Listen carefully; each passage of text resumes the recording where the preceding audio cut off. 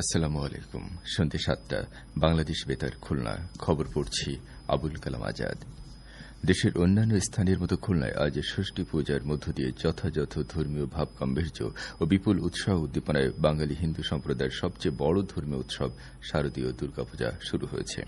হিন্দু সম্প্রদায়ের বিশ্বাস মতে এবছর দেবী দুর্গা স্বর্গ থেকে গজে করে মর্ত্যলোকে আগমন করবেন। সকালে কল্পারম্ভের মাধ্যমে শুরু হয়েছে শারদীয় দুর্গোৎসব। আগামী ২রা অক্টোবর বিজয়া দশমীতে প্রতিমা বিসর্জনের মধ্য দিয়ে শেষ হবে ৫ দিনব্যাপী এ উৎসবের। রাষ্ট্রপতি মোহাম্মদ শাহাবুদ্দিন ও প্রধান উপদেষ্টা অধ্যাপক ড মোহাম্মদ ইউনুস শারদীয় দুর্গাপূজা উপলক্ষে পৃথক বাণীতে দেশের সনাতন ধর্মাবলম্বীদের আন্তরিক শুভেচ্ছা ও অভিনন্দন বাণী জানিয়েছেন। খুলনা মহানগরীতে ১২০টি মণ্ডপে দুর্গাপূজা অনুষ্ঠিত হচ্ছে। এবারে এর উপর শুনুন আমাদের মহানগর সংবাদদাতার পাঠানো একটি প্রতিবেদন। শরৎকালের আগমনের সুরে শুরু হলো বাঙালি সনাতন ধর্মাবলম্বীদের সবচেয়ে বড় ধর্মীয় উৎসব শারদীয় দুর্গাপূজা। আজ ষষ্ঠী পূজার মধ্যে দিয়ে আনুষ্ঠানিকভাবে উৎসবের সূচনা হয়েছে। খুলনার প্রতিটি মন্দির ও মণ্ডপে বইছে উৎসবের আমেজ। দেবী দুর্গার আগমনে উচ্ছ্বসিত ভক্তরা। চারিদিকে বাজছে আগমনী গান, যা জানান দিচ্ছে মায়ের আগমন বার্তা। ষষ্ঠী তিথিতে সকালে অনুষ্ঠিত হয়েছে ষষ্ঠী পূজা, আর সন্ধ্যায় দেবীর আমন্ত্রণ ও অধিবাসের মধ্যে দিয়ে শুরু হবে দুর্গা উৎসবের মূল পর্ব। উৎসবকে ঘিরে খুলনা মহানগরীতে এবার তৈরি হয়েছে ১২০টি মণ্ডপ। মণ্ডপগুলো সেজেছে নানা রঙে আর আলপনায়, যা এই উৎসবের আকর্ষণকে আরো বাড়িয়ে দিয়েছে। অবশ্যই খুব ভালো লাগছে। দুর্গাপূজা আমাদের বাংলাদেশের এমন একটি ঐতিহ্য, আমাদের সবারই মন দুলে ওঠে। তার মায়ের বোধন শুরু হয় ষষ্ঠী দিয়ে, এরপর মহাসপ্তমী। খুব ভালো লাগছে এবার পূজার জন্য, আনুষঙ্গিক সবকিছু দেখে এখনো ভালো লাগছে। আমরা চাই যেন সুষ্ঠুভাবে সবকিছু হয়, আমরা সুষ্ঠুভাবে পূজাটা দেখতে পারি।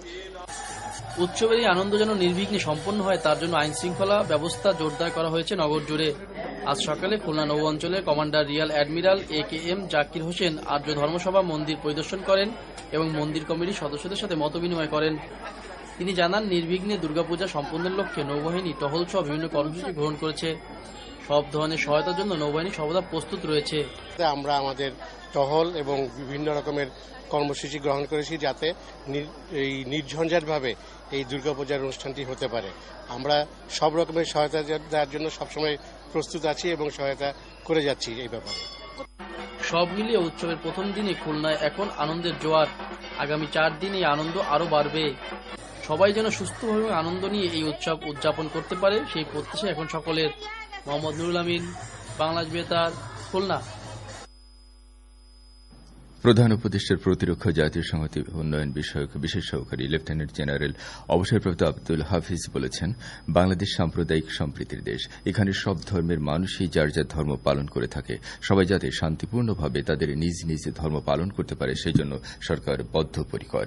তিনি আজ বাগেরহাটের মোল্লাহাটে শারদীয় দুর্গোৎসব উপলক্ষে গাওলা তেঁতুলবাড়ি পূজা মণ্ডপ পরিদর্শন শেষে এসব কথা বলেন। বিশেষ সহকারী বলেন, আবহমানকাল ধরে সনাতন ধর্মাবলম্বীরা তাদের নিজস্ব ধর্মীয় কৃষ্টি পূজা অর্চনা পালন করে আসছেন। সনাতন ধর্মাবলম্বীরা যাতে নির্বিঘ্নে পূজা ও ধর্মীয় সংস্কৃতি পালন করতে পারেন, সে লক্ষ্যে সরকার কাজ করছে। জেলা প্রশাসক, পুলিশ সুপার, সেনাবাহিনীর মেজর, উপজেলা নির্বাহী কর্মকর্তা, বিএনপির কেন্দ্রীয় কার্যনির্বাহী কমিটির সদস্য, উপজেলা বিএনপির সভাপতি ও সাধারণ সম্পাদক, পূজা উদযাপন পরিষদের নেতা সহ সনাতন ধর্মাবলম্বীরা এ সময় উপস্থিত ছিলেন। শারদীয় দুর্গোৎসব উপলক্ষে খুলনা মহানগরীর কয়লাঘাট পূজা মন্দিরে আজ অসহায় ও দুস্থদের মধ্যে বস্ত্র বিতরণ করা হয়। মহানগর বিএনপির সভাপতি অ্যাডভোকেট SM শফিকুল আলম মানায়েতে প্রধান অতিথি ছিলেন। মহানগর বিএনপির সাবেক আহ্বায়ক, 22 নম্বর ওয়ার্ড বিএনপির সভাপতি ও সাধারণ সম্পাদক সহ মন্দির কমিটির সদস্যরা এ সময় উপস্থিত ছিলেন। দেশের অন্যান্য স্থানের মতো খুলনায় আজ আন্তর্জাতিক তথ্য অধিকার দিবস পালিত হয়। এবছরের দিবসটির প্রতিপাদ্য ছিল পরিবেশ রক্ষায় ডিজিটাল যুগে তথ্যের অধিকার নিশ্চিতকরণ। খুলনায় দিবসটি উপলক্ষে জেলা প্রশাসক কার্যালয়ের সম্মেলন কক্ষে এক আলোচনা সভা অনুষ্ঠিত হয়। জেলা প্রশাসক মোহাম্মদ তৌফিকুর রহমান এতে প্রধান অতিথি ছিলেন। জেলা প্রশাসনের আয়োজন করেছে। বাগেরহাট যুব উন্নয়ন অধিদপ্তরের যুব প্রশিক্ষণ কেন্দ্রের অডিটোরিয়ামে আজ বিভিন্ন প্রশিক্ষণ কোর্সের প্রশিক্ষণার্থীদের এক মত বিনিময় সভা অনুষ্ঠিত হয়। যুব ক্রীড়া মন্ত্রণালয়ের অতিরিক্ত সচিব মোহাম্মদ ইকবাল হোসেন এতে প্রধান অতিথি ছিলেন।